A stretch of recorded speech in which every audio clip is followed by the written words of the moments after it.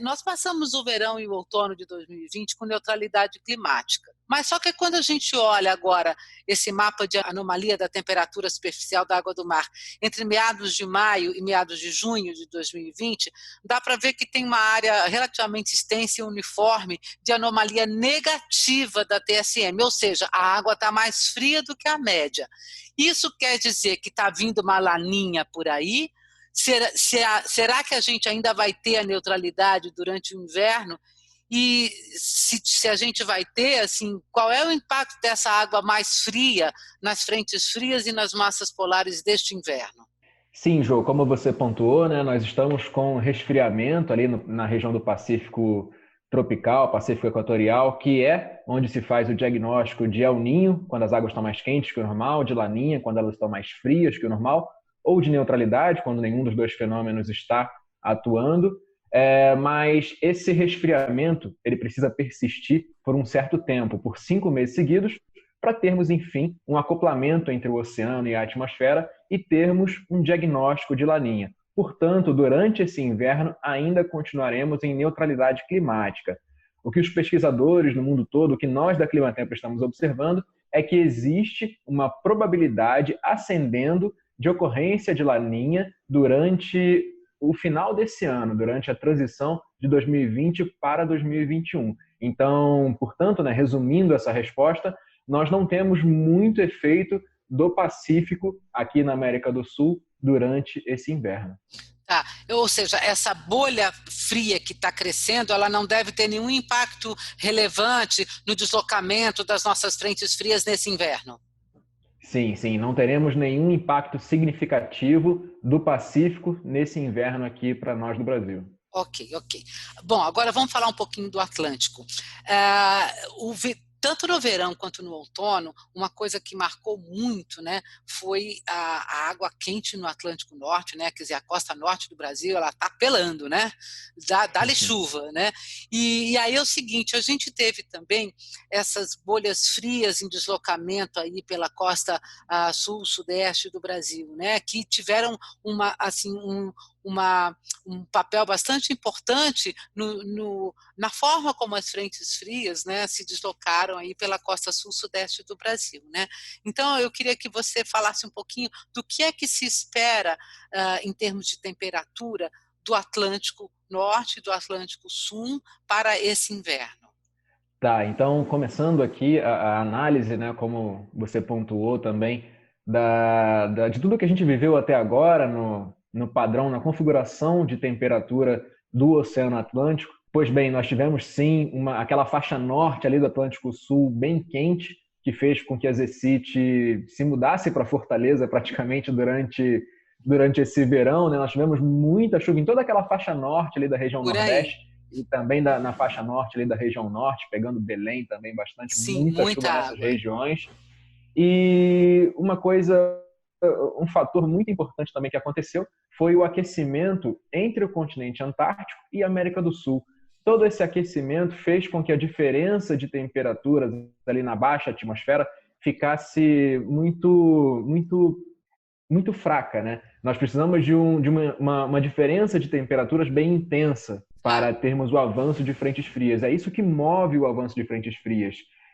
Diferenças grandes de temperatura entre o sul e o norte.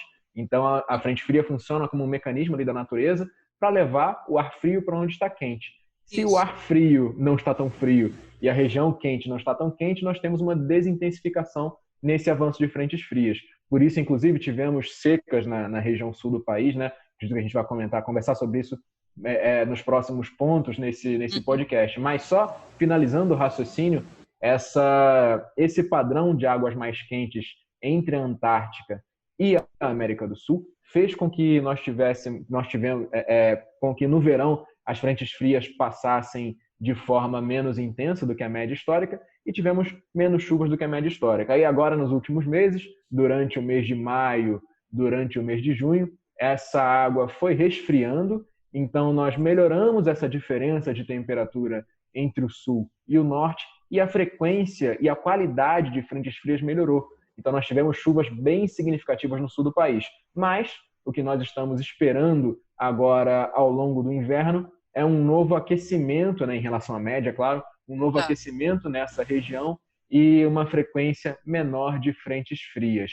Então, por enquanto, a expectativa é de uma frequência e uma qualidade abaixo da média nas frentes frias do inverno. Ô Felipe, e isso mexe também com a posição do jato subtropical, né? Isso, exatamente. Funciona tudo como um mecanismo só, né? Na Tá, verdade, esse padrão de TSM, o que ele interfere mesmo é no posicionamento do jato. E o tá. jato interfere no meu ambiente próspero ou não ao desenvolvimento de uma frente fria.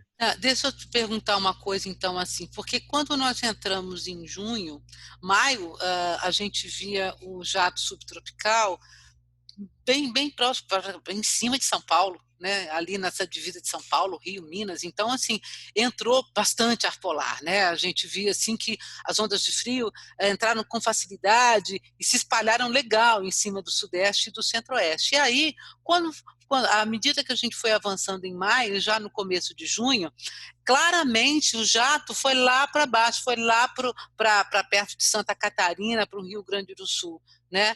E aí, ou seja, o frio já não conseguiu avançar pelo interior do Brasil. O que a gente viu, por exemplo, nessas últimas massas polares agora, nessa primeira quinzena de junho, é que passou forte em cima do Rio Grande do Sul e escoou para dentro do mar. Então, não conseguiu pegar com frio intenso nem São Paulo, hein? E é por aí, então, ou seja, o nosso inverno, ele começa com um jato mais baixo, ele começa Sim, com uma situação de não vou deixar passar tanto frio? exatamente, Jô. Nosso inverno começa com um posicionamento mais ao sul dos jatos, tanto do jato polar quanto do jato subtropical, né? Eles que ficam mais juntinhos agora Tá? durante o inverno, Uhum. mas é exatamente isso. A gente sabe que a região sul, assim, de todas as regiões do país, é a que sempre sofre os impactos das frentes frias, né? Ou seja, se tiver que chover em algum lugar durante o inverno, quando vem para frente fria, é justamente no sul do Brasil, né? E claro que as frentes frias, as massas polares, também têm um impacto normalmente muito maior no sul do Brasil. O que você destacaria para este inverno na região sul do Brasil em relação à chuva e à temperatura? Olha, Jô, já comentando desse final de outono, início de inverno, né? Nós tivemos uma curva ascendente nas chuvas nesse fim, desse meio para frente de outono, e essas chuvas vão persistir até pelo menos a primeira quinzena de julho. Depois da primeira quinzena, essas chuvas diminuem consideravelmente e nós passaremos novamente por um período mais quente e seco do que a média histórica. Isso eu digo a partir da segunda quinzena de julho, em agosto e em setembro. Mas nós teremos algumas ondas de frio em agosto e em setembro? Nós teremos algumas massas de ar polar que conseguirão avançar pelo sul do país, mas é uma situação acima da média, né? De calor acima da média e de secura acima da média. Ou seja, Infelizmente, tá, porque a região. infelizmente mesmo, porque isso significa o que você está me falando é que as frentes frias vão passar pelo sul com pouca chuva, deixa o ar polar, seca mais, né? Ou seja, a gente tem aí mais problemas de falta de chuva durante quase todo o inverno no sul do Brasil. Com certeza, a região que está vivendo um alento agora, né, com as chuvas que Sim. melhoraram bastante, mas vem outra piora por aí. Em relação à geada, vamos ter muitos eventos de geadas intensas, amplas? Então, Jô, sim, existe expectativa de episódios de geada na região sul, inclusive pela condição mais seca, né, a Sim, probabilidade de geada negra aumenta bastante.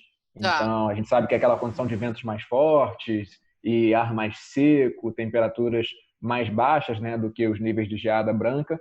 Então, inclusive, há risco, sim, para eventos de geada negra no sul do país. E eventos de geada branca, com certeza, Jô.